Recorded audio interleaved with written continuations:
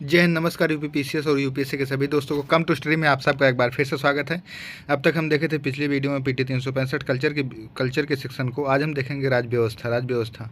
इसी प्रकार की वीडियो को पाने के लिए चैनल को लाइक करें, शेयर करें, सब्सक्राइब करें, जिससे ज़्यादा से ज़्यादा लोगों को इसका लाभ मिल सके। आपके मित्रगण और बंधुगण जो भी हैं उनको शेयर करें, लाभ मिल सके। इसमें कई सेक्शन में बांटा गया है। आज हम इसको जो है 3 पार्ट में देखेंगे।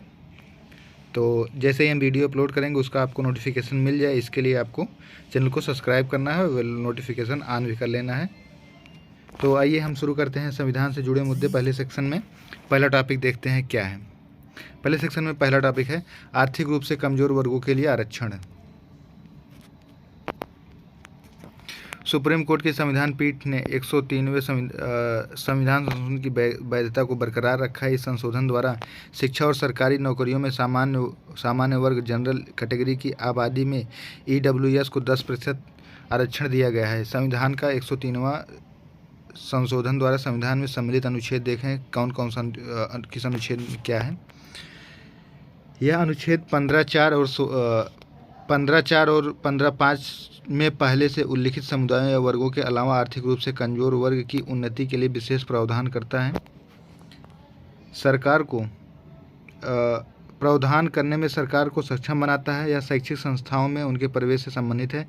अनुच्छेद 15(4) और अनुच्छेद 15(5) सामाजिक रूप से शैक्षिक रूप से पिछड़े वर्गों या अनुसूचित जातियों और अनुसूचित जनजातियों से संबंधित है। आगे देखते हैं सिन्हा आयोग की सिफारिश के आधार पर ईडब्ल्यूएस के आरक्षण का प्रावधान किया गया है। ये बहुत इंपॉर्टेंट रहेगा कि किस आयोग की सिफारिश पर ईडब्ल्यूएस का प्रावधान किया गया है। सिन्हा आयोग। 103वां संविधान संशोधन अधिनियम 2019 देखते हैं क्या है। ईडब्ल्यूएस आरक्षण आबादी एक ऐसे वर्गों को प्रदान किया गया है जो अन्य पिछड़ा वर्ग, ओबीसी एवं अनुसूचित जनजाति वर्ग, SC ST के वर्गों के अंतर्गत नहीं आते हैं। देख लें अनुच्छेद 16 क्या है। अनुच्छेद 16(4) में उल्लिखित समुदाय वर्गों के अलावा आर्थिक रूप से कमजोर या अन्य वर्गों की उन्नति के लिए विशेष प्रावधान करने में सरकार को सक्षम बनाता है। यह नियुक्तियों में या पदों पर आरक्षण से संबंधित है। अनुच्छेद 16(4) उन पिछड़े वर्गों के आरक्षण से संबंधित है जिनका राज्य की नज़र में सेवाओं में पर्याप्त प्रतिनिधित्व नहीं है। अर्थात जो भी आर्थिक रूप से पिछड़े हैं, जिनका जो है सेवाओं में पर्याप्त प्रतिनिधित्व नहीं है, उनको दिया जा सकता है प्रतिनिधित्व। आगे देखते हैं संशोधन अधिनियम 2019 द्वारा संविधान में अनुच्छेद 15(6) और 16(6) को जोड़ा गया है। यह अधिनियम केंद्र और राज्य दोनों सरकार को ईडब्ल्यूएस का आरक्षण प्रदान करने की शक्ति देता है। हालांकि इस अधिनियम के तहत राज्य सरकार यह निर्णय लेने के लिए स्वतंत्र है कि राज्य की नौकरियों में नियुक्ति और राज्य सरकार के शैक्षणिक संस्थानों में प्रवेश के लिए ईडब्ल्यूएस आरक्षण दिया जाए या नहीं। ईडब्ल्यूएस की उन्नति के लिए प्रावधान करने हेतु सरकार समर्थ बनाने के लिए इस अधिनियम द्वारा संविधान के अनुच्छेद 15 में संशोधन किया गया है। इसे देखते हैं क्या क्राइटेरिया है। क्रीमी लेयर क्या होता है। पहले क्रीमी लेयर एक ऐसी लेयर होती है जिसके ऊपर आने वाले लोगों को आरक्षण नहीं दिया जाता है। एक ऐसा, इसको देखते हैं इसके माध्यम से। ऐसा परिवार जिसकी आयु 8 लाख से या इससे अधिक हो आरक्षण हेतु पात्र नहीं होंगे। क्रीमी लेयर शब्द का पहली बार प्रयोग 1971 ईस्वी में सतननाथन आयोग ने किया था। क्रीमी लेयर इंदिरा साहनीवाद में आरक्षण के निर्धारित की गई अन्य शर्तें। आरक्षण सामाजिक और शैक्षणिक रूप से पिछड़े वर्गों को उपलब्ध होगा। ऊर्ध्वाधर व वर्टिकल आरक्षण 50% की ऊपरी सीमा होगी। पदोन्नति में आरक्षण नहीं होना चाहिए। प्रमोशन में आरक्षण नहीं होना चाहिए। आगे देखते हैं इसके अलावा शैक्षणिक संस्थानों में प्रवेश के लिए ईडब्ल्यूएस हेतु 10% सीटें आरक्षित किया जा सकता है। इस प्रकार आरक्षण का प्रावधान अल्पसंख्यक शिक्षण संस्थानों पर लागू नहीं होंगे। इस अधिनियम के माध्यम से अनुच्छेद 16 में भी संशोधन किया गया है। इसके तहत सरकारें नागरिकों को ईडब्ल्यूएस के सभी पदों पर 10% आरक्षण का प्रावधान कर सकती हैं। ईडब्ल्यूएस आरक्षण SC ST और ओबीसीज को मिले आरक्षण के अतिरिक्त है। ईडब्ल्यूएस आरक्षण के लिए योग्यता। कोई व्यक्ति जो SC ST OBC के लिए किए गए आरक्षण के प्रावधानों के अंतर्गत नहीं आता, जिसके परिवार की सकल वार्षिक आय 8 लाख रुपये से कम हो। आगे देखते हैं शामिल नहीं किया जा सकता। ईडब्ल्यूएस के तहत निम्नलिखित को शामिल नहीं किया जा सकता। जिनके पास 5 एकड़ कृषि योग्य भूमि है, जिनके पास 1000 वर्ग फुट एक आवासीय फ्लैट है, जिनके पास अधिसूचित नगर पालिकाओं में 100 वर्ग गज या उससे अधिक या अन्य क्षेत्रों में 200 वर्ग गज आवासीय भूखंड है। सुप्रीम कोर्ट के निर्णय के प्रमुख बिंदु जनहित अभियान बनाम भारत संघवाद। देखते हैं इसमें क्या है। केवल आर्थिक मानदंडों के आधार पर आरक्षण संविधान के मूल ढांचे का उल्लंघन नहीं करता है। साथ ही ईडब्ल्यूएस को एक अलग और विशिष्ट श्रेणी माना गया है। ईडब्ल्यूएस एसटी एससी एससी बीसीज को अपवर्जन उचित वर्गीकरण का एक हिस्सा है। साथ ही दोहरे लाभों से बचने की आवश्यकता है। इसके लिए केवल निजी संस्थानों की अवधारणा के रूप में आरक्षण से इनकार नहीं किया जा सकता है। 1992 में इंदिरा साहनीवाद में निर्णय दिया गया था कि आरक्षण 50% से अधिक नहीं हो सकता है, किंतु इस निर्णय को आने वाले सभी समुदायों के लिए कठोर अनुल्लंघनीय घोषित नहीं किया गया था। इसके अतिरिक्त यह निर्णय केवल एससी एसटी एसबीसी ओबीसी समुदायों पर ही लागू होगा, सामान्य वर्ग पर नहीं है।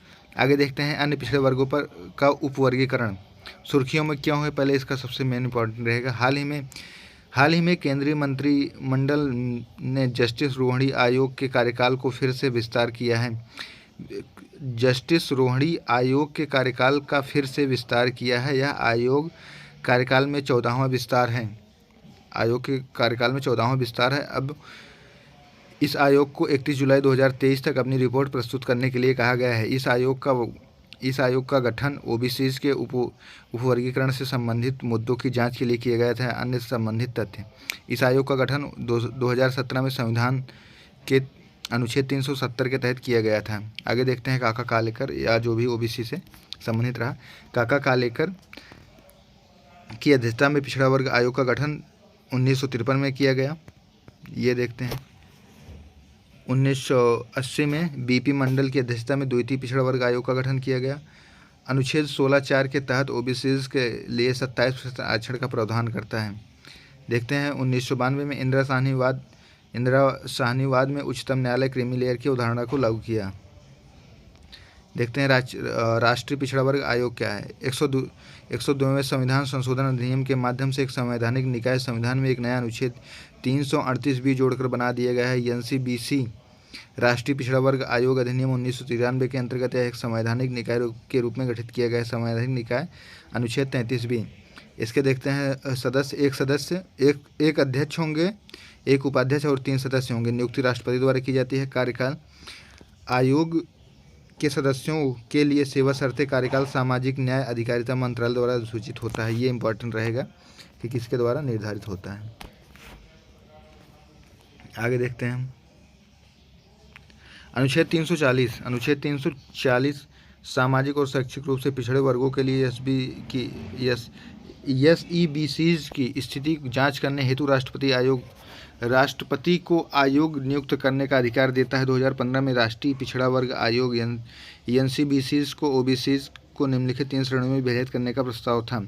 अत्यंत पिछड़ा वर्ग extremely backward classes EBC group A. इसमें वे वर्ग या समुदाय शामिल होंगे जो ओबीसीज के भीतर भी सामाजिक शैक्षणिक रूप से पिछड़ेपन का सामना कर रहे हैं। इसमें आदिवासी जनजातियों, घुमंतु, अर्धघुमंतु जनजातियां सम्मिलित होंगी जो अपने पारंपरिक व्यवसायों से जीवन यापन करती हैं। पिछड़ा वर्ग आयोग more backward classes MBC group B. इसमें वे व्यावसायिक समूह शामिल होंगे जो अपने पारंपरिक व्यवसायों के साथ जीवन यापन करते हैं। पिछड़ा वर्ग आयोग ओबीसी ग्रुप सी। इसमें वे वर्ग शामिल होंगे जो तुलनात्मक रूप से अधिक समर्थ और उन्नत हैं। इसको देख लेते हैं। केंद्रीय ओबीसी सूची के संदर्भ में समुदायों या जातियों के बीच आरक्षण संबंधी लाभों को समान वितरण यानी नौकरियों में और शिक्षा में 27% आरक्षण के प्रसार की जांच करना। न्यायमूर्ति रोहिणी आयोग के सौंपे गए कार्य मैंडेटम ओबीसी के उपवर्गीकरण के लिए वैज्ञानिक दृष्टिकोण पर आधारित तंत्र, मानक, प्रतिमानों और मापदंडों को तैयार करना। आगे देखते हैं एनसीबीसी के अनुसार 11 राज्यों और संघ शासित प्रदेश आंध्र प्रदेश, तेलंगाना, पुडुचेरी, कर्नाटक, हरियाणा, झारखंड, पश्चिम बंगाल, बिहार, महाराष्ट्र, राजस्थान और तमिलनाडु ने राज्य सरकारों को स्वामित्व वाले संस्थानों में आरक्षण हेतु ओबीसीज को उपवर्गीकृत किया है। स्थानीय निकायों में ओबीसी वर्ग के लिए आरक्षण। इलाहाबाद हाईकोर्ट ने उत्तर प्रदेश इलाहाबाद हाई कोर्ट ने ओबीसी को आरक्षण देने के लिए नगर निकाय चुनाव की अधिसूचना तुरंत जारी करने का निर्देश दिया है। उपरोक्त निर्देश में संविधान के अनुच्छेद 243 यू के प्रावधानों के आधार पर किया गया है। अनुच्छेद 243 यू के अनुसार किसी नगर पालिका का गठन करने के लिए चुनाव इसका कार्यकाल समाप्त होने से पहले संपन्न किया जाना चाहिए।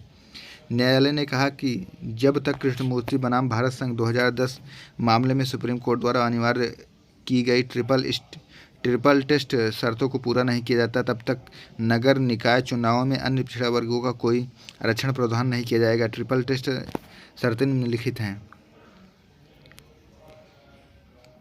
प्रत्येक स्थानीय निकाय में ओबीसी के पिछड़ेपन पर एक डेटा एकत्र करने के लिए राज्य सरकार को एक विशेष आयोग गठन करेगी। आयोग के प्रस्तावों के अनुरूप आरक्षण का अनुपात निर्धारित किया जाएगा। यह सुनिश्चित करना कि आरक्षण अनुसूचित जातियों, अनुसूचित जनजातियों, अन्य पिछड़ा वर्ग के समग्र आरक्षित सीटों के कुल 50% से अधिक नहीं होना चाहिए। यदि कोई राज्य या केंद्र शासित प्रदेश ट्रिपल स्टेट की आवश्यकता को पूरा करने की स्थिति में नहीं है तो किसी भी स्थानीय निकाय के चुनाव को कानूनी अवधि से अधिक के लिए स्थगित नहीं किया जा सकता है। भारत का संविधान स्थानीय निकायों में अनुसूचित जातियों, अनुसूचित जनजातियों के लिए उनकी जनसंख्या के आधार पर आरक्षण का प्रावधान करता है। राज्य सरकारें ओबीसीज के लिए आरक्षण पर निर्णय लेने के लिए अनुमति दी गई है। अगला देखते हैं कॉमन सिविल कोड या समान नागरिक संहिता। सुर्खियों में क्यों है? हाल ही में भारत में समान नागरिक संहिता विधेयक 2020 नाम से एक गैर सरकारी विधेयक को राज्यसभा में पेश किया गया है। यूसीसी के बारे में समान नागरिक संहिता एक एकल कानून से है जो भारत के सभी नागरिकों के व्यक्तिगत मामले जैसे विवाह, तलाक, अभिरक्षा, दत्तक, अडॉप्शन या विरासत के संदर्भ में एक समान नियम लागू होगा।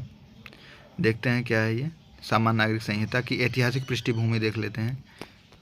1840 के लेक्स लोकी रिपोर्ट के आधार पर ब्रिटिश सरकार ने पहली बार अपराध साक्ष्य एवं अनुबंधों के लिए एक सामान्य कानून को अपनाया था। हालांकि हिंदू और मुसलमानों के पर्सनल लॉ को जानबूझकर इस दायरे से बाहर रखा गया। 1941 में ब्रिटिश सरकार ने BN राव समिति का गठन किया। इस समिति का गठन हिंदू कानूनों को संहिताबद्ध एवं महिलाओं पुरुषों को समान अधिकार देने के लिए किया गया था।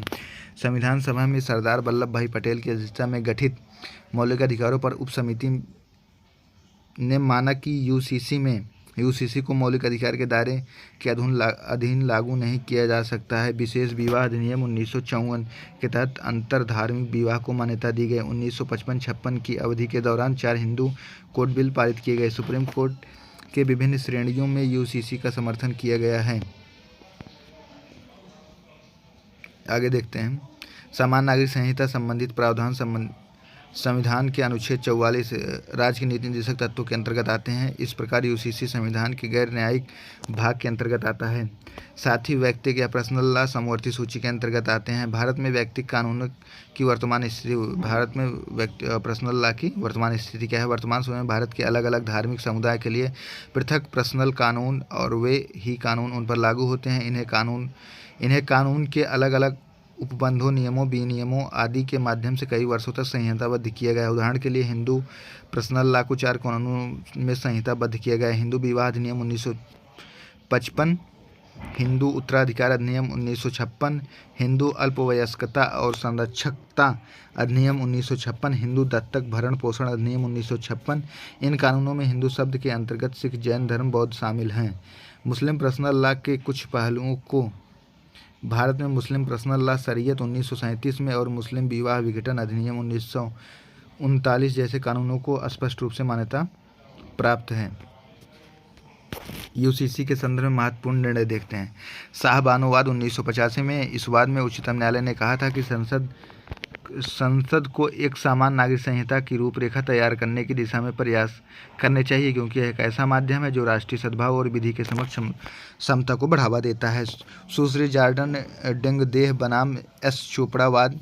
इस वाद में उच्चतम न्यायालय द्वारा विवाह और तलाक के लिए सामान्य संहिता तैयार करने की आवश्यकता पर बल दिया गया था। सरला मृदुल वाद 1955 में। इस वाद में उच्चतम न्यायालय ने संसद को सामान्य नागरिक संहिता का निर्माण करने की आवश्यकता को दोहराया था। उच्चतम न्यायालय के निर्णय यह वैचारिक अंतर्विरोधों को दूर करके राष्ट्रीय एकीकरण में मदद करेगा।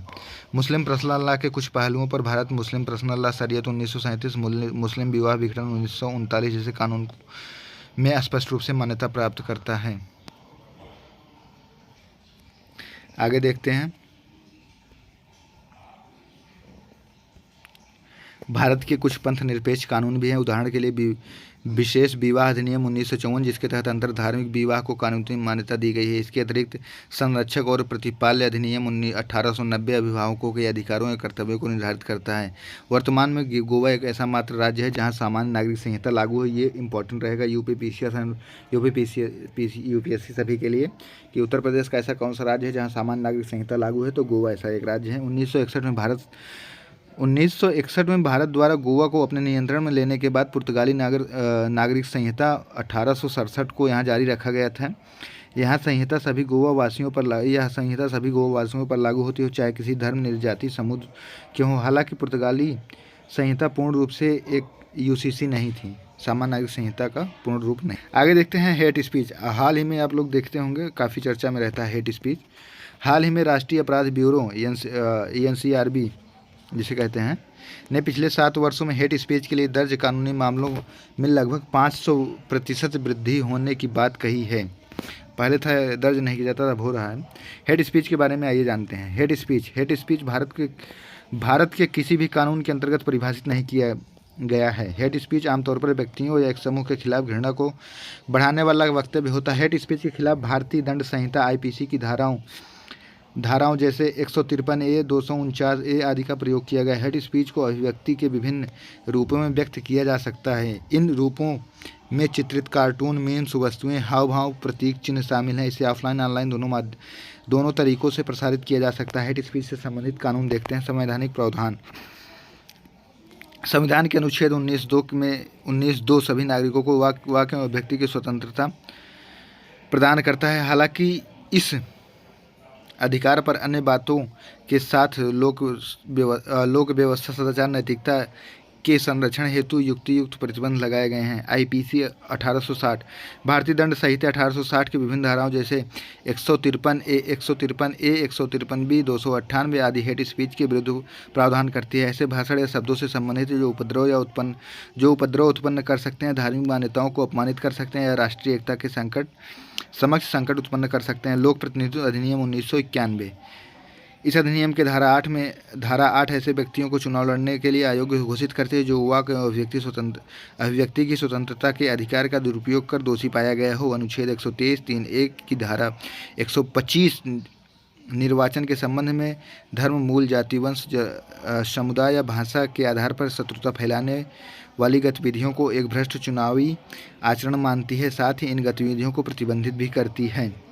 नागरिक अधिकार संरक्षण अधिनियम 1955 धारा 7 के तहत लिखे गए शब्दों के माध्यम से संकेतों या तस्वीरों द्वारा या अन्यथा अस्पृश्यता को उकसाने और उसे बढ़ावा देने के विरुद्ध दंड का प्रावधान करती है।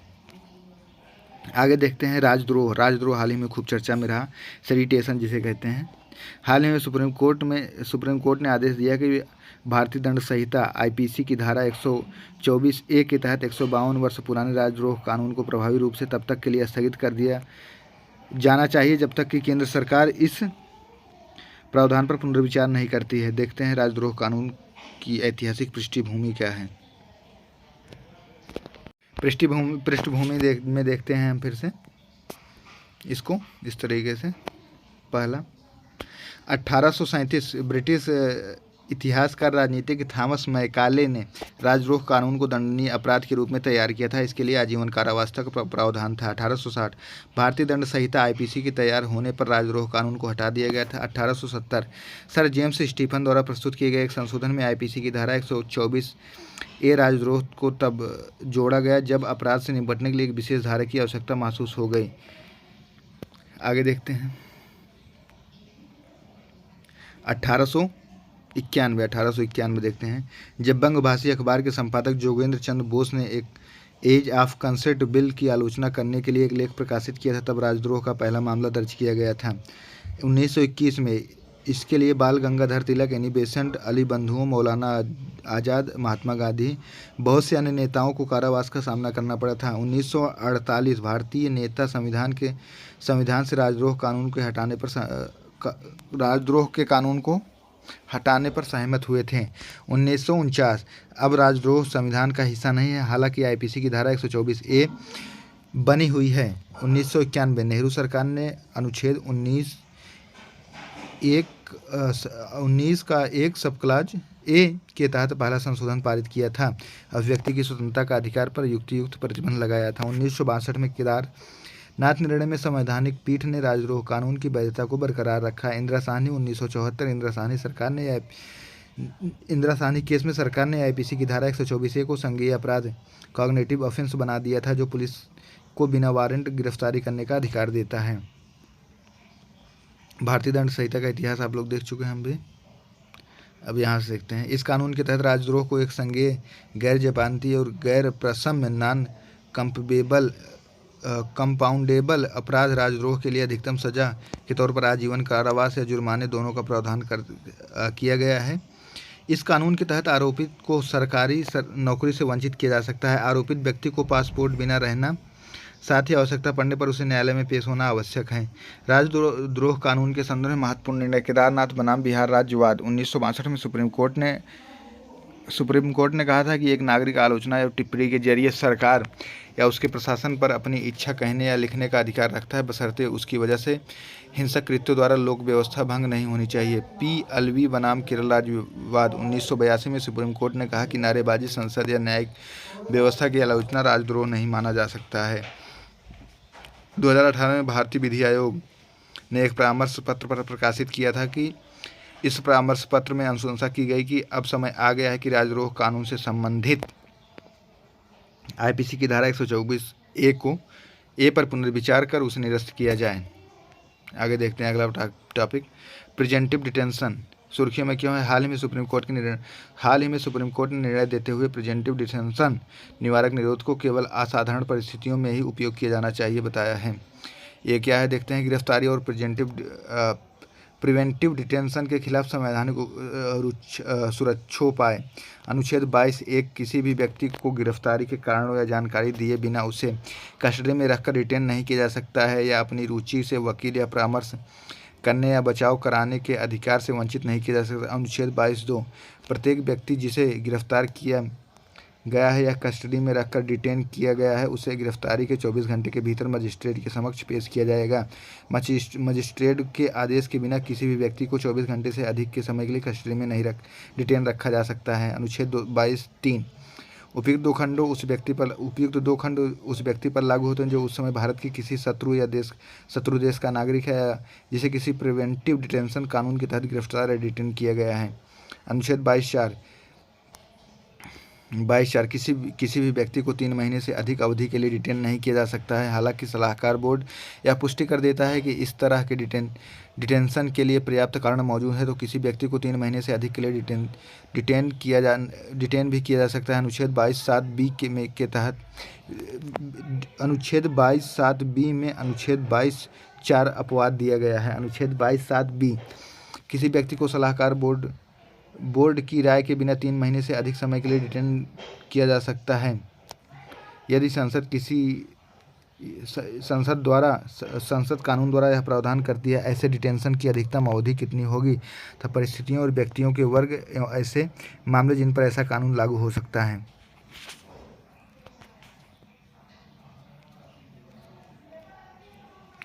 प्रिवेंटिव डिटेंशन के बारे में देखते हैं। प्रिवेंटिव डिटेंशन का अर्थ होता है अपराध से पहले किसी व्यक्ति के हिरासत में लेना या जो कानून और व्यवस्था के समक्ष खतरा उत्पन्न कर सकता है। ऐसा व्यक्ति जो अभी तक कोई अपराध नहीं किया होता है लेकिन प्राधिकारियों को लगता है कि वह ऐसा कर सकता है, ऐसे में व्यक्ति द्वारा भविष्य में किसी अपराध को अंजाम देने से रोकने हेतु डिटेन या गिरफ्तार किया जाता है। निवारक निरोध के आधार देखते हैं। राज्य की सुरक्षा, विदेशी मामले या भारत की सुरक्षा, लोक व्यवस्था बनाए रखने के लिए आपूर्ति एवं आवश्यक सेवाओं को बहाल एवं रक्षा संबंधी मामले हो सकते हैं। इसके तहत व्यक्ति को बिना कोई मुकदमा चलाए हिरासत में रखा जाता है। भारत का संविधान का अनुच्छेद 22A और 22B के तहत गिरफ्तारी या हिरासत में सुरक्षा प्रदान करता है। यह सुरक्षा प्रिवेंटिव डिटेंशन कानूनों के तहत गिरफ्तार या हिरासत में लिए गए व्यक्ति को उपलब्ध नहीं होती है। आगे देखते हैं।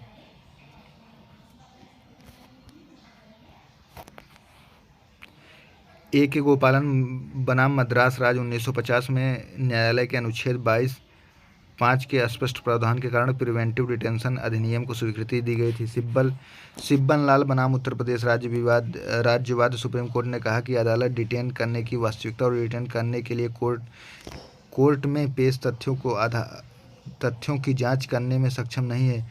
शंभुनाथ शंकर बनाम पश्चिम बंगाल राज्यवाद हालांकि प्रिवेंटिव डिटेंशन की अवधारणा अपने आप में एक कठोर है, संविधान में गारंटीकृत मौलिक अधिकारों का उल्लंघन करती है, लेकिन कभी कभी देश की सुरक्षा को बनाए रखने के लिए राज्य द्वारा इस तरह के कठोर कदम उत्पन्न हो सकते हैं, उठाने आवश्यक होते हैं। आगे देखते हैं निम्नलिखित में कुछ प्रावधान जिनमें प्रिवेंटिव डिटेंशन के प्रावधान किए गए। दंड प्रक्रिया संहिता, narcotics drugs and psychotropic substance act 1985, गैर कानूनी गतिविधियां रोकथाम अधिनियम, दंड प्रक्रिया संहिता CRPC में भी धारा 151 के अंतर्गत प्रिवेंटिव डिटेंशन के तहत गिरफ्तारी का प्रावधान करता है। देखते हैं इसमें पहले क्या है। ये निवारक निरोध अधिनियम 1950, यह प्रावधान इस तरह का पहला कानून था। यह राष्ट्र विरोधी तत्वों द्वारा राष्ट्र की सुरक्षा और रक्षा के विरुद्ध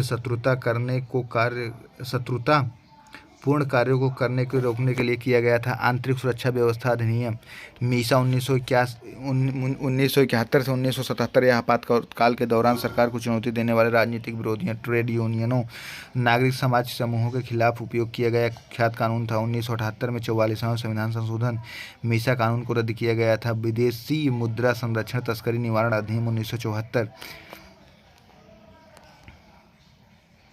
इसमें विदेशी मुद्रा संरक्षण और उसमें वृद्धि करने एवं तस्करी को रोकने के लिए प्रिवेंटिव डिटेंशन का प्रावधान किया गया। आतंकवादी और विध्वंसकारी रोकथाम अधिनियम टाडा 1985, इसके निवारक निरोध प्रणाली के तहत बनाया गया था। शक्तिशाली और प्रतिबंधात्मक कानून था। आतंकवाद निवारक अधिनियम पोटा 2000 में बनाया गया। यह टाडा के सामान्य उद्देश्यों के लिए बनाया गया है। दंड प्रक्रिया संहिता में CRPC 191 के अंतर्गत डिटेंशन के तहत गिरफ्तारी का प्रावधान करती है। CRPC की धारा 151 के अनुसार यदि पुलिस को लगता है कि किसी संज्ञेय अपराध को रोकने के लिए प्रिवेंटिव डिटेंशन के तहत गिरफ्तारी करना आवश्यक है तो वह ऐसा कर सकती है। अगला देखते हैं इसी में गैर कानूनी गतिविधियां रोकथाम अधिनियम 1967, unlawful activity prevention act UAPA, केंद्र सरकार द्वारा popular front of India PFI UAPA 1967 में गैर कानूनी संगठन घोषित किया। UAPA के बारे में देखते हैं। UAPA 1967 में व्यक्तियों और संगठनों के कुछ गैर कानूनी गतिविधियों को प्रभावी रोकथाम हेतु अधिनियमित किया गया था। साथ ही यह अधिनियम आतंकवादी गतिविधियों या उनसे जुड़े मामलों से निपटने में भी संबंधित है। यह अधिनियम व्यक्ति या व्यक्तियों संगठनों द्वारा की गई ऐसी किसी भी कार्रवाई जो भारत के राज्य क्षेत्र या किसी भाग पर अधिकार या नियंत्रण स्थापित करती है तो भारत की संप्रभुता को खंडित या भारत की अखंडता को बाधित करती है, उसे गैर कानूनी गतिविधि के रूप में परिभाषित करता है। आगे देखते हैं। UAPA के तहत मामलों की जांच राज्य पुलिस राष्ट्रीय जांच एजेंसी NIA द्वारा जारी की जाती है। यह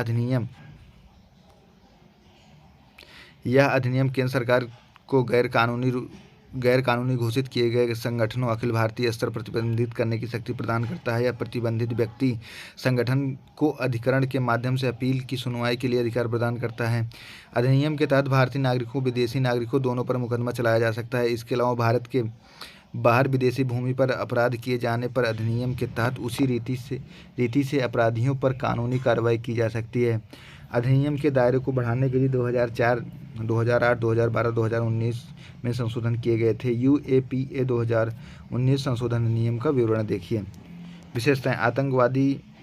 आतंकवादी घोषित करने की शक्ति। केंद्र सरकार द्वारा किसी दोषी संगठन को आतंकवादी संगठन के रूप में घोषित कर सकती है पहला है आतंकवादी गतिविधियों को अंजाम देता है या उसमें भाग लेता है, आतंकवाद को बढ़ावा देता है या किसी अन्य प्रकार के आतंकवाद में शामिल होता है। अधिनियम सरकार को उपयुक्त आधार पर दोषी व्यक्तियों को भी आतंकवादी के रूप में घोषित करने का अधिकार देता है। एनआईए द्वारा संपत्ति को जब्त करने के लिए मंजूरी, जांच अधिकारी को आतंकवाद से जुड़ी संपत्तियों को जब्त करने के लिए पुलिस महानिदेशक डीजीपी की पूर्व मंजूरी जरूरी है। एनआईए द्वारा जांच डीएसपी या एसीपी या उससे ऊपर के रैंक के अधिकारी द्वारा जांच की जा सकती है। यह नियम एनआईए में इंस्पेक्टर या उससे ऊपर के रैंक के अधिकारियों को जांच करने का अधिकार देता है। कन्वेंशन, मूल अधिनियम के तहत 9 संधियां सूचीबद्ध की गई हैं। इनमें से आतंकवादी बमबारी का दमन करने के लिए अंतर्राष्ट्रीय कन्वेंशन 1977, बंधक बनाने के विरुद्ध कन्वेंशन 1979 आदि शामिल हैं। यूएपीए अधिनियम 2019 के तहत परमाणु आतंकवाद से संबंधित कृत्यों के दमन हेतु अंतर्राष्ट्रीय कन्वेंशन 2005 को जोड़ा गया है। फ़ोन टैपिंग, फ़ोन टैपिंग सुर्खियों में क्या है? हाल ही में या 2019 में राजनीतिक नेताओं को फ़ोन टैप करने के लिए आईपीएस अधिकारी की जांच की जा रही थी। परिभाषा पहले फ़ोन टैपिंग होता क्या है? फ़ोन टैपिंग से तात्पर्य किसी तीसरे पक्ष द्वारा गुप्त माध्यम से इंटरनेट आधारित संचार और फ़ोन की निगरानी से है। फ़ोन टैपिंग शब्द का अर्थ वायर टैपिंग या लाइन बगिंग या इंटरसेप्शन ऑफ फ़ोन काल की बातचीत को सुनना आदि भी है। इसकी शुरुआत पहली बार संयुक्त राज्य अमेरिका में 1890 के दशक में टेलीफोन रिकॉर्डर के आविष्कार के बाद की गई थी। फ़ोन टैपिंग हेतु आधार देखते हैं क्या है। भारत की संप्रभुता एवं अखंडता के हित में, देश की सुरक्षा के हित में, दूसरे देशों के साथ मैत्रीपूर्ण संबंध के हित में, लोक व्यवस्था के हित में, अपराध को अंजाम देने के लिए उकसाने से रोकने हेतु इसलिए किया जाता है। फ़ोन टैपिंग का जो आधार है। प्रेस के लिए अपवाद, केंद्र या राज्य सरकार से मान्यता प्राप्त संवाददाताओं को प्रेस संदेशों को तब तक इंटरसेप्ट नहीं किया जाएगा जब तक कि ऐसे प्रकरणों को प्रतिबंधित नहीं किया गया हो। भारतीय तार अधिनियम 1985। फ़ोन टैपिंग सख्ती, भारतीय तार अधिनियम 1985 की धारा 5(2) के तहत केंद्र और राज्य सरकार दोनों को फ़ोन टैप करने का अधिकार प्राप्त है। फ़ोन टैपिंग से संबंधित प्रावधान देखते हैं। संवैधानिक एवं कानूनी सुरक्षा उपाय जो हैं। 7वीं अनुसूची, संघ सूची की प्रविष्टि 31 में अन्य संचार उपकरणों में टेलीफोन का भी उल्लेख किया गया। अनुच्छेद 19 में अभिव्यक्ति की स्वतंत्रता, कोई व्यक्ति तो टेलीफोन पर बात कर रहा है, वह बोलने का अधिकार, अभिव्यक्ति की स्वतंत्रता, अपने अधिकार का प्रयोग कर रहा है। इस प्रकार टेलीफोन टैपिंग करने का अधिकार अनुच्छेद 19(a) के उल्लंघन तब तक, अनुच्छेद 19 सब क्लाज ए का उल्लंघन तब तक होगा जब यह अनुच्छेद 19(2) में निर्धारित किए गए इस पर लगाए गए प्रतिबंधों के तहत नहीं आए। अनुच्छेद 21 निजता का अधिकार, टेलीफोन से टैपिंग करने का अधिकार अनुच्छेद 21 का उल्लंघन होगा तब तक यह इस कार्य के लिए कानून द्वारा स्थापित प्रक्रिया की अनुमति नहीं दी जाती है। भारतीय तार अधिनियम 1985 यह टैपिंग फ़ोन को विनियमित करता है। केंद्र सरकार ने, आगे देखते हैं, केंद्र में 10 एजेंसियां फ़ोन टैप करने के लिए अधिकृत हैं। आसूचना, आईबी, अन्वेषण, सीबीआई, प्रवर्तन, ईडी, नारकोटिक्स कंट्रोल, एनसीबी, केंद्रीय प्रत्यक्ष कर बोर्ड, सीबीडीटी, राजस्व खुफिया निदेशालय, राष्ट्रीय NIA, research and single intelligence निदेशालय, दिल्ली पुलिस आयुक्त। किसी भी अन्य एजेंसी द्वारा फ़ोन टैप करना अवैध माना जाएगा। फ़ोन टैपिंग के लिए आदेश जारी करने की शक्ति भारतीय तार अधिनियम 2007 के अधिनियम 419(a) के अनुसार फ़ोन टैपिंग केवल केंद्रीय गृह मंत्रालय के सचिव और राज्य के समकक्ष अधिकारी द्वारा जारी किए जा सकते हैं। इन आदेशों की सूचना सेवा प्रदाता को लिखित रूप से प्रदान करनी होगी। इसके बाद टैपिंग शुरू की जा सकती है। सक्षम अधिकारी को लिखित रूप से टैपिंग के कारणों को दर्ज करना होता है। हालांकि असाधारण मामलों के आदेश में अधीनस्थ पद के अधिकारियों द्वारा भी जारी किया जा सकता है। इसके तहत इस तरह के आदेश के बारे में एक निर्दिष्ट समय अवधि के भीतर सक्षम प्राधिकारी सूचित किया जाना चाहिए। भुला दिए जाने का अधिकार सुर्खियों में क्यों है? हाल ही में सुप्रीम कोर्ट ने अपनी रजिस्ट्री में सर्च इंजन इंटरनेट एक दंपत्ति से जुड़ी जानकारी को हटाने को निर्देशित किया है। क्या है ये? RTBF वस्तुतः इंटरनेट और सर्च इंजन डेटाबेस, वेबसाइट या किसी सार्वजनिक प्लेटफॉर्म आदि पर सार्वजनिक रूप से उपलब्ध व्यक्तिगत जानकारी की स्थिति को हटाने का अधिकार है जब वह व्यक्ति जानकारी की आवश्यकता प्रासंगिक नहीं रह जाती। RTBF की उत्पत्ति फ्रांसीसी न्यायशास्त्र में वारंट राइट टू ऑब्लिवियन विस्मरण, हालांकि हालांकि आरटीबीएफ एक सीमित अधिकार नहीं हो सकता है। इस पर युक्त प्रतिबंध लगाए जा सकते हैं। क्या आप जानते हैं भुला दिए जाने का अधिकार बनाम निजता का अधिकार क्या है? तो आइए देखते हैं। निजता के अधिकार संविधान के अनुच्छेद 21 के तहत ऐसी जानकारी शामिल होती है सार्वजनिक नहीं। दूसरी ओर आरटीबीएफ जानकारी को हटाना शामिल है जो एक निश्चित समय पर सार्वजनिक रूप से उपलब्ध थी, लेकिन अब किसी तीसरे पक्ष की उक्त जानकारी तक पहुंचने की अनुमति नहीं है। आगे देखते हैं। इसे सामान्य डेटा संरक्षण अधिनियम के तहत यूरोपीय संघ एक कानूनी अधिकार के रूप में मान्यता दी गई है। साथ ही इसे यूनाइटेड किंगडम और यूरोप के कई देशों की अदालतों द्वारा बरकरार रखा गया है। इसे 1995 में डेटा संरक्षण पर यूरोपीय संघ के निर्देश द्वारा पहली बार एक अधिकार के रूप में मान्यता दी गई थी। जीडीपीआर 2016 के अनुच्छेद 17 सूचना हटाने का अधिकार या भुला दिए जाने का अधिकार प्रदान करता है। यह किसी डेटा से जुड़े व्यक्ति या पक्ष को यह अनुमति देता है कि वह व्यक्तिगत डेटा को अविलंबन हटाने का अनुरोध करे। भारत में ऐसा कोई कानून नहीं जो विशेष रूप से आरटीबीएफ का प्रावधान करता हो। भुला दिए जाने का अधिकार पर सुप्रीम कोर्ट के.एस. पुट्टास्वामी बनाम भारत संघ ऐतिहासिक वाद में सुप्रीम कोर्ट ने आरटीबीएफ को अनुच्छेद 21 के तहत जीवन के अधिकार के हिस्से के रूप में मान्यता दी है। सुप्रीम कोर्ट ने स्पष्ट किया है कि आरटीबीएफ कुछ प्रतिबंधों के अधीन है। इसका उपयोग तब नहीं किया जा सकता है जब प्रश्नगत सामग्रियां लिखित रूप से अनिवार्य हो। अभिव्यक्ति की स्वतंत्रता और सूचना के अधिकार के प्रयोग के लिए, कानूनी दायित्वों के निर्वहन के लिए, सार्वजनिक हित और लोक व्यवस्था हेतु कार्य निष्पादन के लिए, जनहित में सूचना और संरक्षण करने के लिए, वैज्ञानिक ऐतिहासिक अध्ययन के उद्देश्य या सांख्यिकीय उद्देश्य के लिए, कानूनी दावों को अमल में लाने, क्रियान्वयन और कानूनी पक्ष को रखने के लिए। अन्य महत्वपूर्ण सुर्खियाँ देखते हैं। भारत में अल्पसंख्यक का दर्जा। भारत में अल्पसंख्यक शब्द परिभाषित नहीं किया गया है। अल्पसंख्यक के अधिकारों को अनुच्छेद 29 से 30 के तहत वर्णित किया गया है। साथ ही अनुच्छेद 350 में भाषाई अल्पसंख्यकों के लिए विशेष अधिकार है नियुक्त किए जाने के उपबंध में। हालांकि केंद्र सरकार द्वारा राष्ट्रीय अल्पसंख्यक आयोग 1992 का उपयोग करते हुए मुस्लिम, सिख, ईसाई, जैन धर्म पारसियों को अल्पसंख्यक की श्रेणी में घोषित किया गया है। अल्पसंख्यकों के शैक्षिक अधिकारों की रक्षा राष्ट्रीय अल्पसंख्यक शैक्षणिक संस्थान आयोग NCMEI अधिनियम 2004 बनाया गया है। भारत में अल्पसंख्यक के दर्जे के संबंध में महत्वपूर्ण न्यायिक निर्णय।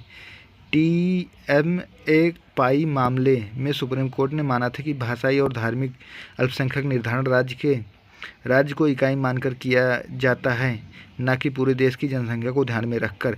केरल शिक्षा विधेयक मामले 1958 में सुप्रीम कोर्ट ने इस तर्क को खारिज कर दिया था कि अल्पसंख्यकों की पहचान ब्लॉक या जिला स्तर पर की जानी चाहिए।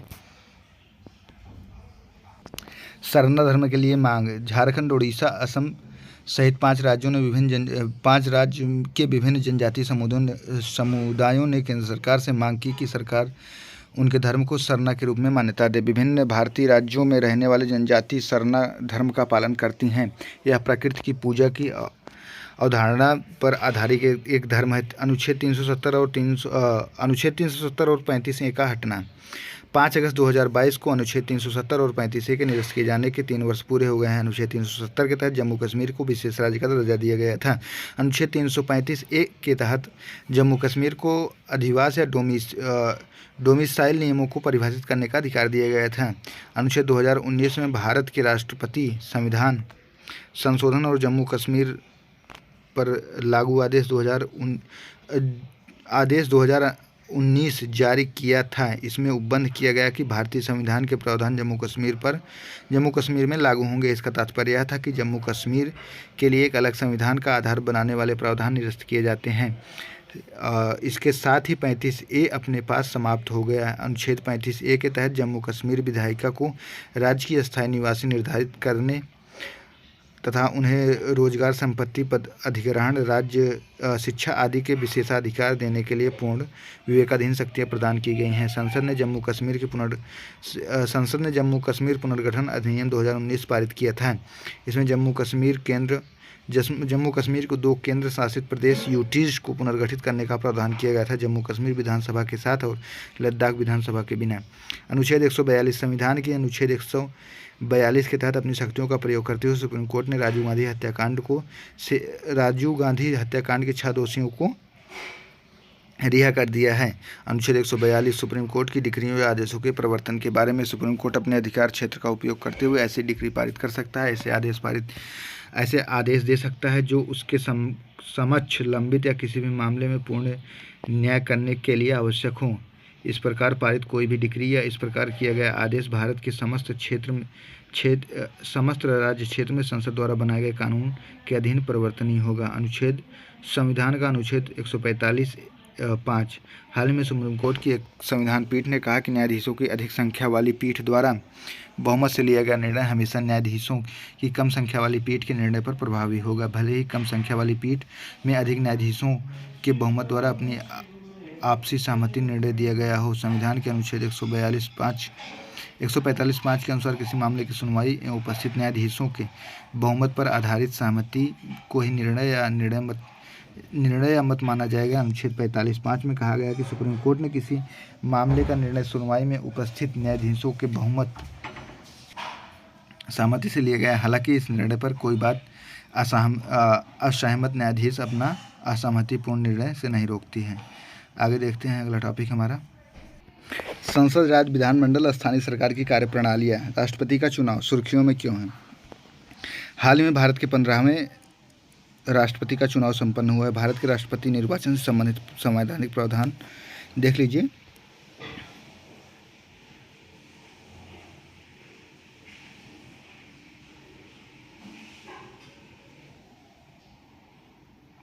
इस तरीके से राष्ट्रपति का चुनाव, राष्ट्रपति के वर्तमान कार्यकाल समाप्त होने के कारण उनका पद रिक्त होने जा रहा है। संविधान के अनुच्छेद 62(1) के तहत रिक्ति भरने के लिए चुनाव प्रक्रिया के कार्यकाल की समाप्ति 5 वर्ष से पहले पूरा किए जाने का प्रावधान है। चुनाव प्रक्रिया, राष्ट्रपति का चुनाव एक निर्वाचक मंडल द्वारा किया जाता है। इस निर्वाचक मंडल में निम्नलिखित शामिल होते हैं।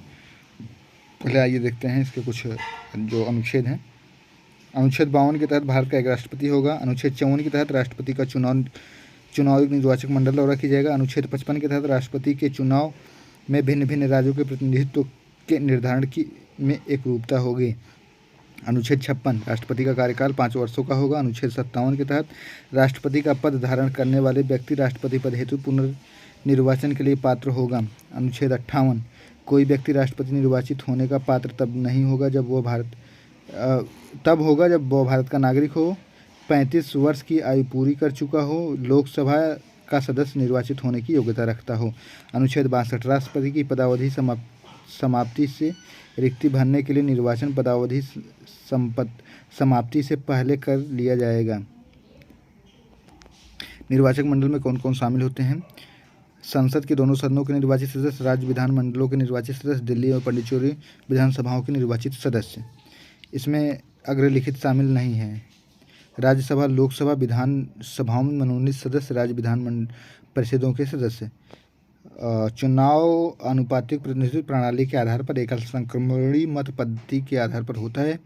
विजयी उम्मीदवार को निर्वाचित घोषित होने के लिए आवश्यक मतों का कोटा हासिल करना होता है या कोटा डाले गए कुल मतों का कुल मिला के 51% होना चाहिए, 51% होना चाहिए। दल बदल रोधी कानून राष्ट्रपति चुनाव में लागू नहीं होता। इस प्रकार निर्वाचक दलगत आधार पर मतदान करने के लिए बाध्य नहीं होते हैं। संविधान के अनुच्छेद 324 के तहत भारतीय चुनाव आयोग को राष्ट्रपति पद के लिए चुनाव कराने का अधिकार प्राप्त है। संसद सदस्य या सांसद के वोट का मूल्य, राष्ट्रपति चुनाव में एक सांसद के वोट का मूल्य राज्यों तथा केंद्र शासित प्रदेशों, दिल्ली, पुडुचेरी, जम्मू कश्मीर की विधानसभाओं में निर्वाचित सदस्यों के आधार पर होता है। 1997 में राष्ट्रपति चुनाव के बाद से वोट का मूल्य 708 निर्धारित कर दिया गया था। जम्मू और कश्मीर में विधानसभा नहीं होने के कारण संसद या सांसद का वोट मूल्य राष्ट्रपति में 708 से घटकर 700 हो गया है। आगे देखते हैं अन्य संबंधित तथ्य। उपराष्ट्रपति जगदीश धनखड़ को भारत के 14वें उपराष्ट्रपति के रूप में चुना गया है। उपराष्ट्रपति का पद संविधान के अनुच्छेद 63 के तहत दूसरा संवैधानिक पद होता है। इनके संबंधित जो भी प्रावधान होते हैं देख लीजिए। अनुच्छेद 63 के तहत भारत का एक उपराष्ट्रपति होगा। अनुच्छेद 64 के तहत उपराष्ट्रपति राज्यसभा का पदेन सभापति होगा। अनुच्छेद 66 के तहत उपराष्ट्रपति का चुनाव संसद के दोनों सदनों के सदस्यों से मिलकर निर्वाचक मंडल के सदस्यों द्वारा अप्रत्यक्ष रूप से किया जाएगा। अनुच्छेद 67 उपराष्ट्रपति 5 वर्ष की अवधि के लिए पद धारण करेगा। उपराष्ट्रपति की पदावधि की समाप्ति से हुई रिक्ति को भरने के लिए निर्वाचन पदावधि की समाप्ति होने से पहले पूर्ण कर लिया जाएगा। उपराष्ट्रपति का निर्वाचन अप्रत्यक्ष निर्वाचन विधि के माध्यम से होता है। इसे संसद के एक निर्वाचक मंडल द्वारा चुना जाता है। इस निर्वाचन मंडल में संसद के दोनों सदनों के सदस्य शामिल होंगे। एकल संक्रमणबद्ध पद्धति प्रणाली माध्यम से अनुपातिक प्रतिनिधित्व प्रणाली के अनुसार चुनाव होता है। ऐसे चुनाव में गुप्त मतदान किया जाता है। वह राज्यसभा के पदेन सभापति के रूप में कार्य करता है। राज्यसभा के सभापति की प्रक्रिया और कार्य संचालन के नियमों के तहत किसी भी सदस्य को जिसका आचरण उसकी राय में घोर अव्यवस्थित या नियम विरुद्ध है तुरंत सदन से बाहर निर्देश देने का अधिकार है। राष्ट्रपति और राज्यपाल की क्षमादान शक्तियाँ। Pardoning power of president and governor. हाल ही में केंद्र सरकार ने यह दावा किया था कि एजी पेरारीवलन के क्षमादान पर निर्णय लेने की अन्य शक्ति राष्ट्रपति के पास है, न कि तमिलनाडु राज्यपाल के पास है। गौरतलब है कि सुप्रीम कोर्ट ने केंद्र के इस दावे को अस्वीकार कर दिया था। राज्यपाल की नियुक्ति और उसे पद से हटाने की प्रक्रिया। संविधान के अनुच्छेद 155-56 के तहत राज्यपाल की नियुक्ति राष्ट्रपति करता है। वह राष्ट्रपति के प्रसाद पर्यंत पद धारण करता है। यदि 5 वर्ष का कार्यकाल पूरा होने से पहले राष्ट्रपति राज्यपाल के पद पर बैठे व्यक्ति को हटाना चाहता है तो राज्यपाल को पद छोड़ना पड़ता है। संविधान में ऐसा कोई प्रावधान नहीं किया गया कि मतभेद होने पर राज्यपाल केंद्र सरकार सार्वजनिक रूप से किस तरीके से मतभेद दूर करेंगे। राज्यपाल और राष्ट्रपति बहुत इंपॉर्टेंट रहेगा। बहुत छोटा सेशन है, देखते हैं इसको। राष्ट्रपति पहले देख लेते हैं, फिर राज्यपाल। संविधान का अनुच्छेद 72 राष्ट्रपति को निम्नलिखित मामलों में क्षमादान करने का अधिकार देता है। किसी संघीय कानून के खिलाफ अपराध के लिए किए गए सजा या दंड के मामले में कोर्ट मार्शल न्यायालय द्वारा किया गया दंड या सजा के मामले में, मृत्यु दंड के मामले में। आगे देखते हैं राज्यपाल के बारे में हम पहले। अनुच्छेद 161 के तहत राज्य के राज्यपाल के पास भी क्षमादान शक्ति होती है, लेकिन यह निम्नलिखित 2 मामलों में राष्ट्रपति से अलग है। राष्ट्रपति कोर्ट मार्शल न्यायालय द्वारा दी गई सजाओं को क्षमा कर सकता है, जबकि राज्यपाल ऐसा नहीं कर सकता है। राष्ट्रपति मृत्युदंड को क्षमा कर सकता है, जबकि राज्यपाल नहीं कर सकता है। हालांकि राज्यपाल मृत्युदंड को निलंबित, परिहार या लघुकरण कर सकता है। आगे देखते हैं अन्य शक्तियाँ। क्षमादान शक्ति से निम्नलिखित शक्तियाँ, ये देख लें, थोड़ा सा है। क्षमादान शक्तियाँ कितनी हैं, ये हम इसको 5 टॉपिक में देखेंगे। क्षमादान, इसमें सजा और दोष सिद्धि को समाप्त कर दिया जाता है। अपराध को पूरी तरह से दोष मुक्त कर दिया जाता है। लघुकरण, इसमें सजा की प्रकृति बदले हुए कठोर सजा को हल्की सजा में बदल दिया जाता है। परिहार, सजा की प्रकृति में बदलाव किए बिना सजा की अवधि को कम कर दिया जाता है। विराम, विशेष परिस्थितियों में सजा एवं मूल सजा के बदले कम सजा दी जा सकती है। प्राविलंबन, किसी सजा या विशेष मृत्युदंड को अस्थायी अवधि के लिए टाल दिया जाता है। राज्यपाल के पास राज्य के कानून के खिलाफ किसी भी अपराध को दोषी ठहराया गया किसी भी व्यक्ति को सजा से माफ या प्राविलंबन, विराम, परिहार, निलंबन, परिहार, लघुकरण करने की शक्ति है। आगे देखते हैं लोकपाल और लोकायुक्त। केरल विधानसभा ने केरल लोकायुक्त संशोधन अधिनियम 2022 पारित किया है। लोकपाल लोकायुक्त के पद की पृष्ठभूमि देखें। लोकपाल या लोकायुक्त की रचना LM सिंघवी ने की थी। इस शब्द का पहली बार प्रयोग 1966 में प्रशासनिक आयोग द्वारा एक रिपोर्ट में किया गया था। 2014 में केंद्रीय लोकपाल लोकायुक्त अधिनियम 2013 को अधिसूचित किया गया था। यह संघ के लिए लोकपाल एवं राज्यों के लिए लोकायुक्त सांविधिक निकाय की स्थापना का प्रावधान करता है। इसका उद्देश्य कुछ लोक पदाधिकारियों के खिलाफ भ्रष्टाचार के आरोपों और उससे जुड़े प्रासंगिक मामलों की जांच करना है। लोकायुक्त केंद्रीय लोकपाल के राज्य स्तरीय समकक्ष है। कुछ राज्यों ने पहले ही लोकायुक्त संस्थाओं की स्थापना कर ली है। उदाहरण के लिए 1971 में महाराष्ट्र ने, 1999 में केरल ने। इस अधिनियम का विस्तार भारत के संपूर्ण राज्य क्षेत्र में है। यह भारत और भारत के बाहर भी लोक सेवकों पर लागू होता है। लोकपाल अधिनियम 2013 संरचना। लोकपाल के तहत इसमें एक अध्यक्ष, अधिकतम 8 सदस्य शामिल होंगे। इनमें 50% से अधिक न्यायिक सदस्य होंगे। 50% अनुसूचित जाति, अनुसूचित जनजाति, पिछड़ा वर्ग आयोग, अल्पसंख्यक महिला वर्ग के होंगे। कार्यकाल। अध्यक्ष के सदस्यों का कार्यकाल 5 वर्ष की अवधि या 70 वर्ष की आयु प्राप्त करने तक, जो भी पहले पूरा होगा। चयन समिति। अध्यक्ष एवं सदस्यों की एक चयन समिति सिफारिश पर राष्ट्रपति द्वारा नियुक्त किया जाएगा। चयन समिति प्रधानमंत्री, अध्यक्ष, लोकसभा अध्यक्ष, विपक्ष का नेता, भारत का न्यायाधीश और प्रतिष्ठित न्यायविद शामिल होंगे। 2013 के लोकपाल अधिनियम के अनुसार कर्मी के प्रशिक्षण विभाग उन उम्मीदवारों की सूची तैयार करनी होगी जो लोकपाल अध्यक्ष या सदस्य बनने के इच्छुक हैं। संपत्ति जब्ती। भ्रष्टाचार के माध्यम से अर्जित की गई संपत्ति की जब्ती की जाएगी, भले ही इससे संबंधित मुकदमा लंबित हो। पूछताछ और जांच के लिए समय। सीबीआई द्वारा पूछताछ पूरी करने के लिए 60 दिन और जांच पूरी करने के लिए 6 महीने निर्धारित किया गया है। सीबीआई के लिखित अनुरोध पर लोकपाल 6 महीने की अवधि के लिए बढ़ाया जा सकता है। सीबीआई के संबंध में सक्रिय लोकपाल को इस अधिनियम के तहत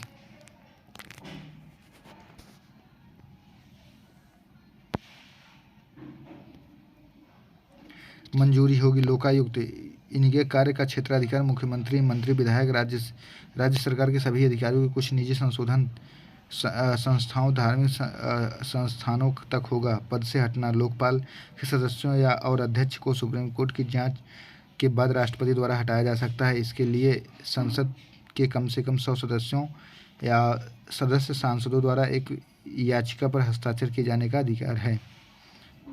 जाना चाहिए। लोकपाल का क्षेत्राधिकार या प्रधानमंत्री, मंत्रियों, संसदों group A, B, C, D के अधिकारियों, केंद्र सरकार और राज्य सरकार के अधिकारियों तक विस्तृत है। कोई भी ट्रस्ट या निकाय जो 10 लाख से अधिक का विदेशी योगदान प्राप्त करता है। संसदीय समितियां। राज्यसभा सचिवालय पर पहले व्यापक अध्ययन में एक कार्यदल एवं संसदीय समितियों का कार्यकाल बढ़ाने के लिए राज्यसभा में सभापति के समक्ष अपनी सिफारिश प्रस्तुत की हैं। अन्य संबंधित। राज्यसभा सचिवालय की स्थापना संविधान के अनुच्छेद 98 में लिखित प्रावधानों के अनुसार की गई है। अनुच्छेद 98 में संसद के प्रत्येक सदन के लिए एक अलग सचिवालय स्तरीय कर्मियों का प्रावधान किया गया है। राज्यसभा सचिवालय राज्यसभा के सभापति मार्गदर्शन और नियंत्रण का कार्य करती है। राज्यसभा सचिवालय के प्रमुख कार्य इस प्रकार देख लेते हैं। राज्यसभा सचिवालय स्तरीय मदद एवं सहायता प्रदान करता है। संसदीय समितियां या सेवा एवं अन्य सहायता प्रदान करता है। राज्यसभा की दिन प्रतिदिन कार्यवाहियों का रिकॉर्ड प्रकाशित करता है। राज्यसभा सचिवालय की स्थापना संविधान के अनुच्छेद 98 में लिखित प्रावधानों के अनुसार की गई है। अनुच्छेद 98 में संसद के प्रत्येक सदन के लिए अलग अलग सचिवालय स्तरीय कर्मियों का प्रावधान किया गया है। राज्यसभा सचिवालय राज्यसभा के सभापति के मार्गदर्शन और नियंत्रण में कार्य करता है। संसदीय समितियों के बारे में। संसदीय समिति का अर्थ संसद के सदस्यों से बनी एक ऐसी समिति से है जिसे सदन द्वारा नियुक्त या निर्वाचित अध्यक्ष सभापति द्वारा नामित किया जाता है, जो उनके निर्देशन में कार्य करती है। यह समिति सदन या अध्यक्ष को अपनी रिपोर्ट प्रस्तुत करती है। संसदीय समितियों की उत्पत्ति ब्रिटिश संसद से हुई है। संसदीय समितियों को अपना प्राधिकार संविधान संशोधन 105 के तहत 105 और 118 से प्राप्त होता है। अनुच्छेद 105 सांसदों के विशेषाधिकार से संबंधित है। अनुच्छेद 118 संसद को अपनी प्रक्रिया और कार्य संचालन को विनियमित करने के लिए नियम बनाने का अधिकार देता है। संसदीय समिति सिफारिश करने के लिए बाध्य नहीं है। संविधान में इन समितियों का उल्लेख अलग अलग स्थानों पर किया गया है, हालांकि उनकी संरचना, कार्यकाल के संबंध में कोई विशेष प्रावधान नहीं किए गए हैं।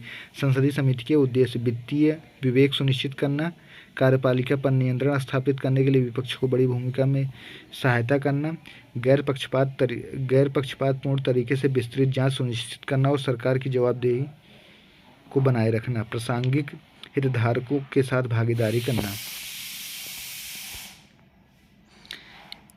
दोनों सदनों द्वारा इन सभी मामलों को दोनों सदनों के नियमों द्वारा निपटाया जा सकता है। आगे देखते हैं इसकी कैसे है।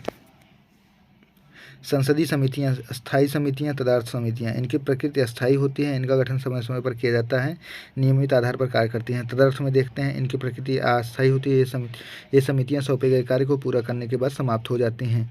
अस्थायी समितियाँ, समीक्षा करने वाली, नियंत्रण रखने वाली समितियाँ, सदन में दैनंदिन कार्यों से संबंधित समितियाँ, हाउस कीपिंग समितियाँ अथवा सेवा समितियाँ, जांच पड़ताल करने वाली समितियाँ, मंत्रालयों और विभागों से संबंधित विभागीय स्थायी समितियाँ, वित्तीय समितियाँ। राष्ट्रीय नागरिक रजिस्टर कैग ने असम में एनआरसी अपडेशन परियोजना के लिए लॉजिस्टिक संबंधी व्यवस्थाओं के अनुपालन ऑडिट पर रिपोर्ट जारी की है। इसमें असम के एनआरसी अपडेट करने के लिए डेटा से छेड़छाड़ से जुड़े जोखिम के बारे में बताया है। एनआरसी के बारे में, एनआरसी उन लोगों का आधिकारिक रिकॉर्ड है जो भारत के वैध नागरिक हैं या तत्कालीन या पूर्वी पाकिस्तान और बांग्लादेश के प्रवासियों की पहचान करता है। वर्तमान में असम एनआरसी तैयार करने वाला एकमात्र राज्य है जो पहली बार 1991 में तैयार किया गया। 2019 में इसे अंतिम रूप से अपडेट किया गया था। एनआरसी को नागरिकता अधिनियम 1955 के तहत नागरिकों का पंजीकरण और राष्ट्रीय पहचान पत्र जारी करना नियम 2003 के प्रावधानों के तहत अपडेट किया गया है। नागरिक संहिता अधिनियम 6(1) के तहत 1 जनवरी 1966 से पहले असम में प्रवेश करने वाले विदेशियों के पास भारतीय नागरिक के समान अधिकार एवं दायित्व होंगे। असम एनआरसी केवल उन्हीं लोगों या उनके वंशजों को भारतीय नागरिक माना गया है जिनके नाम 24 मार्च 1971 तक की किसी मतदाता सूची या 1991 में एनआरसी में मौजूद हैं। असम एनआरसी की उत्पत्ति 1985 के असम समझौते से मानी जाती है। एनआरसी में किसी व्यक्ति का नाम शामिल होने का मतलब है उसे विदेशी घोषित कर दिया जाएगा। जिन व्यक्तियों के नाम एनआरसी सूची में नहीं है उसे विदेशी विषयक अधिकरण फॉरेनर ट्रिब्यूनल के समक्ष अपना पक्ष रखने का विकल्प मौजूद है। संबंधित नागरिकता मानदंड अधिसूचित किए गए हैं। गृह मंत्रालय ने ऐसे लोगों को मानदंड जारी किए हैं कि जो तब तक अवयस्क थे, उनके माता पिता भारतीय नागरिक त्याग कर दिए थे, अब वे वयस्क होने पर अपनी नागरिकता प्राप्त फिर से करना चाहते हैं। नागरिकता अधिनियम 1955 के तहत कोई व्यक्ति अपनी नागरिकता त्याग करता है और उसका प्रत्येक अवयस्क बालक भी भारत का नागरिक नहीं रहेगा। हालांकि ऐसा कोई भी बालक वयस्क होने पर 1 वर्ष के भीतर या घोषणा कर सकता है कि भारतीय नागरिकता फिर से प्राप्त करना चाहता है। 1955 की नागरिकता अधिनियम नागरिकता प्राप्त करने के 5 तरीके निर्धारित करता है। जन्म, वंश, अवजन, पंजीकरण, देशीकरण, किसी राज्य क्षेत्र का समावेश। नागरिकता अधिनियम 1986, 92, 2005, 2019 में संशोधन किए गए। भारतीय नागरिकता का त्याग, वयस्क, आयु या क्षमता का कोई भी नागरिक जो किसी अन्य देश की नागरिक या सामान्य निवासी भी हो, वह भारतीय नागरिकता का त्याग कर सकता है। भारतीय नागरिकता की समाप्ति के अन्य तरीके धोखाधड़ी आदि के माध्यम से नागरिकता प्राप्त करने पर सरकार नागरिकता से वंचित कर सकती है। कोई नागरिक स्वेच्छा से दूसरे देश की नागरिकता प्राप्त करता है तो उसे अपने देश की नागरिकता स्वतः ही समाप्त हो जाएगी। प्रत्यायोजित डिक्लेरेटिव लेजिस्लेशन। हाल ही में सुप्रीम कोर्ट ने एक ऐसे मामले में निर्णय दिया है जहां केंद्र और राज्यों में प्रयोजित विधानों, मूल कानून, प्रेंट एक्ट द्वारा दी गई शक्तियों को अधिक नहीं हो सकती है। यदि ऐसा होता है तो अधिकारिता अल्ट्रा वायर्स और उन्हें प्रभावी नहीं होने दिया जा सकता है। अन्य संबंधित तथ्य। सुप्रीम कोर्ट के निर्णय के अनुसार प्रत्यायोजित विधान को मूल कानून के दायरे से बाहर नहीं रखा जाएगा। यदि ऐसा होता है तो किसी अधिकारित है और इसे प्रभावी नहीं होने दिया जा सकता है। सुप्रीम कोर्ट ने कहा कि केंद्रीय राज्य प्राधिकरणों द्वारा बनाए गए नियमों एवं विनियमों सहित प्रत्यायोजित विधान को अपने मूल संसदीय कानून की जगह लेने वाला नहीं बल्कि उनका पूरक लेना चाहिए। देखते हैं निम्नलिखित परिस्थितियों में एक प्रत्यायोजित विधान। यदि मौलिक अधिकारों या भारतीय संविधान के किसी भी प्रावधान का उल्लंघन किया गया, यदि नियम विनियमन मूल अधिनियम के प्रावधानों के दायरे से बाहर है या मूल अधिनियम के मूल प्रावधानों के अनुरूप नहीं है, यदि कार्यपालिका के पास उक्त नियम विनियमन को कानून बनाने विधायी क्षमता नहीं थी, यदि मनमाने और बिना किसी कारण के प्रत्यायोजित विधान का प्रावधान कर दिया गया है तो उसे रद्द किया जा सकता है। भूतलक्षी प्रभाव वाले किसी प्रत्यायोजित विधान का प्रावधान नहीं किया जा सकता है।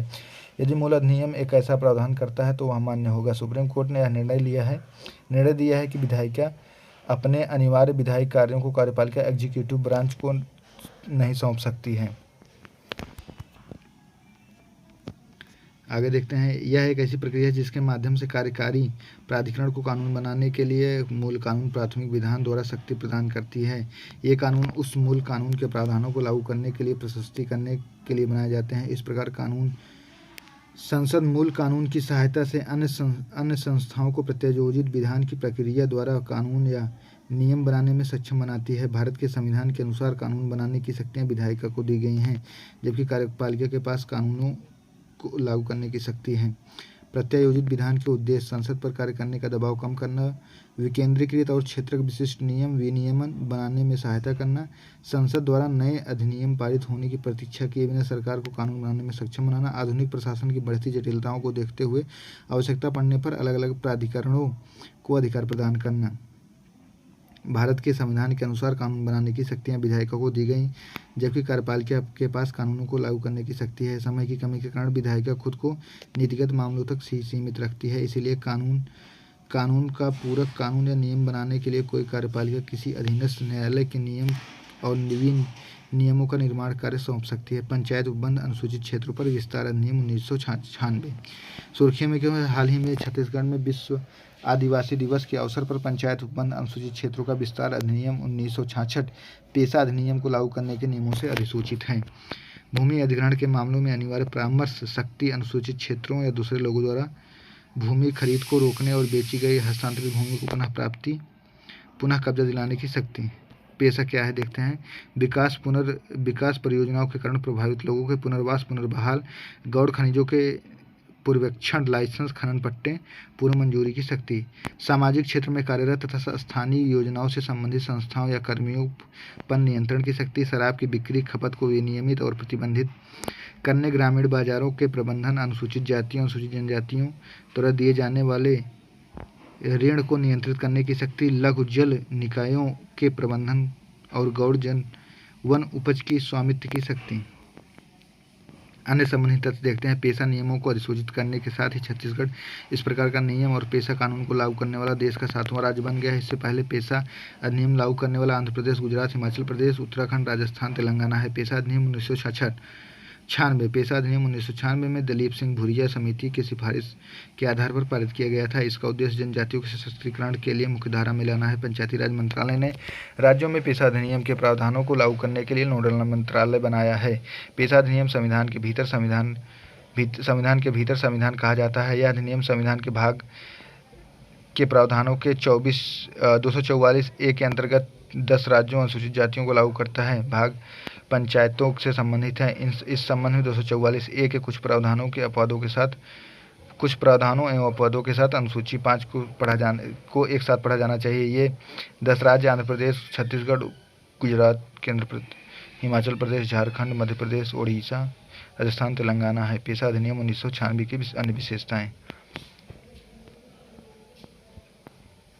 प्रथागत कानूनों के अनुरूप पंचायतों के संबंध में राज्यों द्वारा बनाए जाने वाले कानून जनजातीय समुदायों के प्रथागत कानूनों एवं उनकी सामाजिक एवं धार्मिक प्रथाओं तथा सामुदायिक संसाधनों के पारंपरिक प्रावधान की पद्धतियों के अनुरूप होंगे। ग्राम सभा।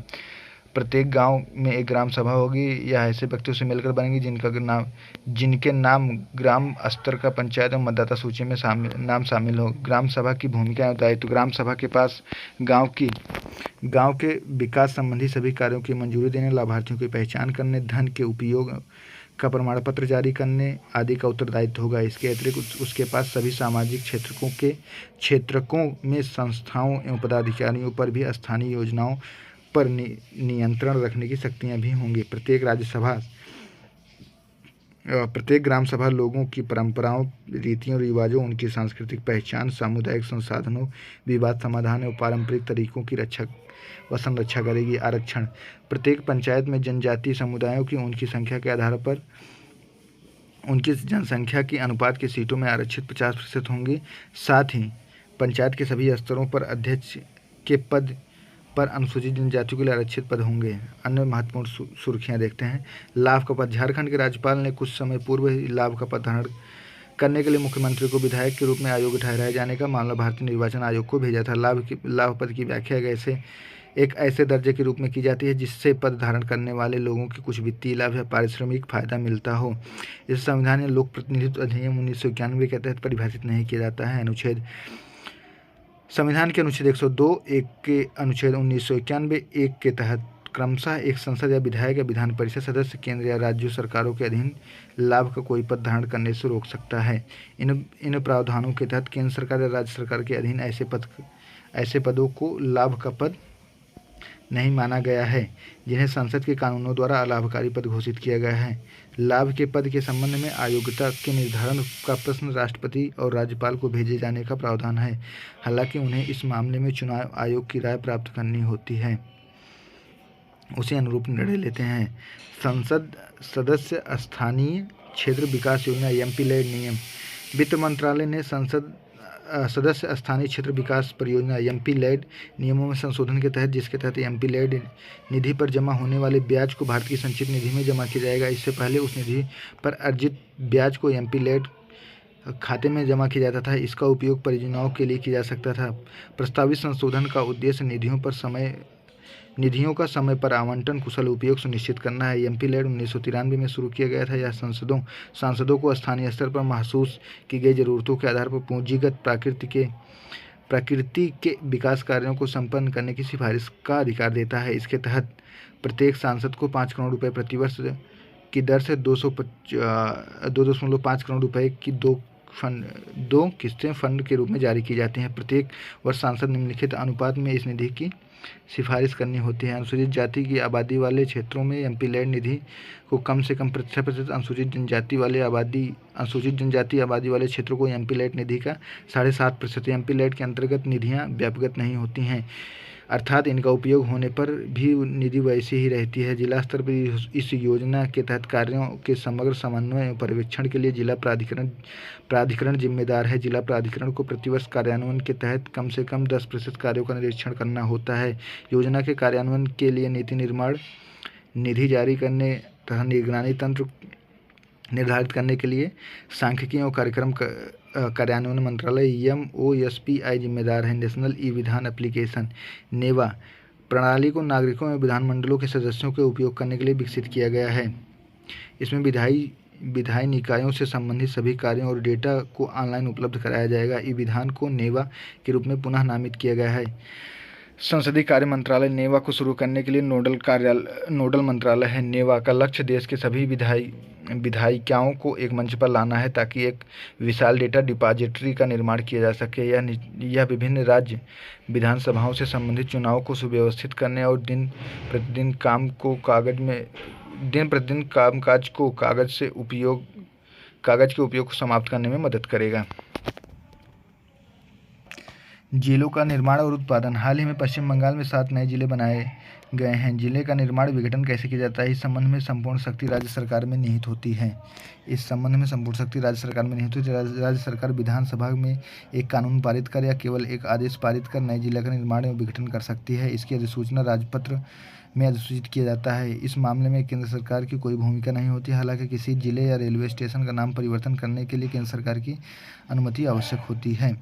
विधानसभा या अध्यक्ष की नियुक्तियां। हाल ही में सुप्रीम कोर्ट ने दल बदल के संबंध में एक महत्वपूर्ण निर्णय दिया है। सुप्रीम कोर्ट के अनुसार दल बदल से संबंधित संविधान की 10वीं अनुसूची के तहत किसी विधायक के विरुद्ध एक अयोग्यता याचिका का निर्णय करते समय विधानसभा अध्यक्ष उस विधेयक के पूर्व विधानसभा एमएलए के दर्जे को समाप्त नहीं कर सकता है। 2014 में बिहार विधानसभा के 10वें अनुसूची के तहत न केवल कुछ विधायकों को अयोग्य घोषित कर दिया गया, बल्कि उनके पूर्व विधायकों का दर्जा भी समाप्त कर दिया। इस प्रकार उन्हें पेंशन और अन्य लाभों से वंचित कर दिया गया था। किहोतो कोल्हान बनाम जचिलहू एवं अन्य वाद 1992 में सुप्रीम कोर्ट ने निर्णय दिया था कि 10वीं अनुसूची के तहत अध्यक्ष की शक्ति न्यायिक पुनरावलोकन के अधीन है। राजभाषा पर संसदीय समितियां। हाल ही में इस समिति ने अपनी रिपोर्ट प्रस्तुत की है। इस समिति का गठन 1976 में राजभाषा अधिनियम 1963 के तहत किया गया है। इसका गठन गृह मंत्रालय करता है। केंद्रीय गृह मंत्री इसकी अध्यक्षता करते हैं। यह समिति राष्ट्रपति के समक्ष अपनी रिपोर्ट प्रस्तुत करती है। सौंपे गए कार्य का अधिदेश। आधिकारिक उद्देश्यों के लिए हिंदी का उपयोग में हुई प्रगति की समीक्षा करना, साथ ही आधिकारिक संचार में हिंदी के उपयोग को बढ़ावा देने के लिए सिफारिश करना। पूर्वोत्तर परिषद। प्रधानमंत्री ने NEC के 50 साल पूरे होने पर पूर्वोत्तर के विकास के लिए 8 स्तंभों पर कार्य करने के लिए बल दिया है। ये स्तंभ 8 स्तंभ ये हैं: विद्युत शक्ति, 5G कनेक्टिविटी, संस्कृति, प्राकृति, कृषि क्षमता, खेल, निर्माण आदि। पूर्वोत्तर परिषद क्या होता है? Northern eastern council. इसकी स्थापना संसद द्वारा पूर्वोत्तर परिषद अधिनियम 1971 तहत नियंत्रक या निकाय। यह परिषद पूर्वोत्तर क्षेत्र विकास मंत्रालय प्रशासनिक नियंत्रण में कार्य करती है। संरचना केंद्रीय गृह मंत्री यानी इसी का पदेन अध्यक्ष होता है। इसमें 8 राज्य अरुणाचल प्रदेश, असम, मणिपुर, मेघालय, मिजोरम, सिक्किम ने त्रिपुरा आदि शामिल हैं। सांविधिक सलाहकार निकाय है। कार्य इसका पूर्वोत्तर राज्यों के बीच सहयोग एवं समन्वय को बढ़ावा देना, पूर्वोत्तर राज्यों के बीच अंतर्राज्यीय विवादों के समाधान के लिए एक मंच प्रदान करना। हाल में प्रधानमंत्री ने त्रिपुरा में प्रधानमंत्री आवास योजना के तहत 2 लाख से अधिक अभ्यर्थियों को गृह प्रवेश का कार्यक्रम का उद्घाटन किया। क्षेत्रीय परिषद जोनल काउंसिल पूर्वी क्षेत्रीय परिषद की बैठक कोलकाता में आयोजित की गई। इसमें बिहार, उड़ीसा, पश्चिम बंगाल और झारखंड राज्य शामिल हैं। अन्य क्षेत्रीय परिषदें: उत्तरी क्षेत्रीय परिषद हिमाचल प्रदेश, जम्मू कश्मीर, पंजाब, राजस्थान, राष्ट्रीय राजधानी दिल्ली, केंद्र शासित प्रदेश देख लें क्या होती हैं। स्थापना संसद द्वारा राज्य पुनर्गठन अधिनियम 1956। अध्यक्ष जो है केंद्रीय गृह मंत्री होते हैं। सदस्य प्रत्येक राज्य के मुख्यमंत्री, राज्यपाल के नामित 2 अन्य मंत्री जो उस जोन में शामिल केंद्र शासित प्रदेश या प्रदेशों में से सदस्य हों। कार्य निम्नलिखित के संबंध में चर्चा और सिफारिशें देना। आर्थिक और सामाजिक योजना के क्षेत्र में साझे हित का कोई मामला, सीमा विवाद, भाषाई अल्पसंख्यकों या अंतर्जातीय परिवहन से संबंधित कोई भी मामला हो। राज्य पुनर्गठन अधिनियम के तहत राज्यों के पुनर्गठन संबंधी कोई मामला उत्पन्न होने वाला है। मध्य क्षेत्रीय परिषद: छत्तीसगढ़, उत्तराखंड, उत्तर प्रदेश, मध्य प्रदेश। पश्चिमी क्षेत्रीय परिषद: गोवा, गुजरात, महाराष्ट्र, केंद्र शासित प्रदेश, दमन, दीव, दादर नागर हवेली। दक्षिणी क्षेत्रीय परिषद: आंध्र प्रदेश, कर्नाटक, केरल, तमिलनाडु, केंद्र शासित प्रदेश, पुडुचेरी। तो इसी प्रकार के वीडियो को पाने के लिए चैनल को लाइक करें, शेयर करें, सब्सक्राइब करें और आप लोग कमेंट करें कि इसके आगे के पार्ट जो 2 पार्ट हैं उसको लाएंगे। और आप लोग जो भी कमेंट करेंगे जिस भी सब्जेक्ट के PT 365 हुआ या स्प्रिंट जो आया है दृष्टि का, वो लाने के लिए अगर आप लोग कमेंट करते हैं तो हम उसको जल्दी अपने चैनल पे लाएंगे। प्लीज़ आपसे रिक्वेस्ट है, चैनल को लाइक करें, शेयर करें, सब्सक्राइब करें। अगर आप अभी तक देख रहे हैं तो आपका बहुत बहुत धन्यवाद वीडियो देखने के लिए।